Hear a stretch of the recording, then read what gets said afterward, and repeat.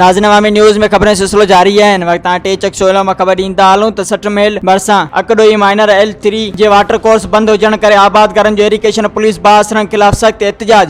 जीअं त असां अकडोई माइनर ते हिन वक़्तु मौजूदु आहियूं। 3L जे वाटर जे जेके काश्तकार आहिनि, जेके आबादकार आहिनि, उन्हनि सख़्तु एहतजाज कयो आहे। उन्हनि जो चवणु हुयो त पुलिस ऐं इरिगेशन मिली करे बासरनि जे चवण ते वाटर कोर्स बंदि करे ऐं उते पुलिस बीहारी वई आहे ऐं असांजूं ज़मीनूं जेके आहिनि बंजर थी चुकियूं आहिनि। हिननि आला अख़्तियारनि खां मुतालबो कंदे घुर कई आहे त असां सां इंसाफ़ कयो वञे, न त हिन एहतजाज जो दाइरो अॻिते वधायो। रहमान लिगारी ऐं अलीबज मरी के नाल असांखे पाणी वॾी किल्लत लॻी पई आहे। असांजा फ़सुल सुकी विया आहिनि।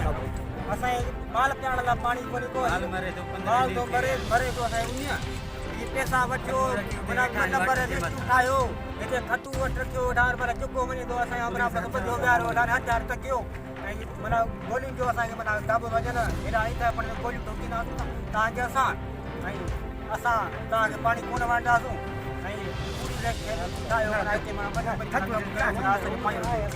ऐं ज़रा खे अपील था कयूं, पंहिंजे MLA MP खे अपील था कयूं त हीअ गैर कानूनी पीच आहे जेका सेक्टर की माइनर ते आहे ऐं उनजी जेका कमांड आहे सेक्टर की माइनर ते आहे ऐं जेका उन्हनि जी पीच आहे 7000 आहे।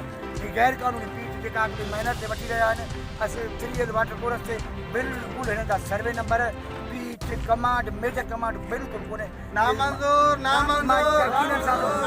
यकीननि सां थो चवां ख़ुदा ॼाणे थो त हिननि जी का पीच कान्हे या सियासी ज़ोर ऐं पुलिस अमन लाइ भर्ती भर्ती जे ज़ोर ते सभिनी खे पुलिस माना अॻियां कढो। मां पुलिस वारो आहियां, मां धमकी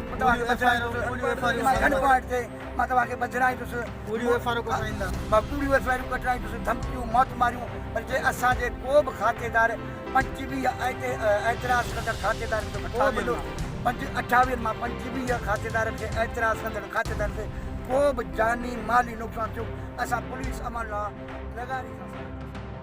मज़ीद खबरों और तफसीलात के लिए विजिट करें हमारी वेबसाइट www.awamiNewsHD.com।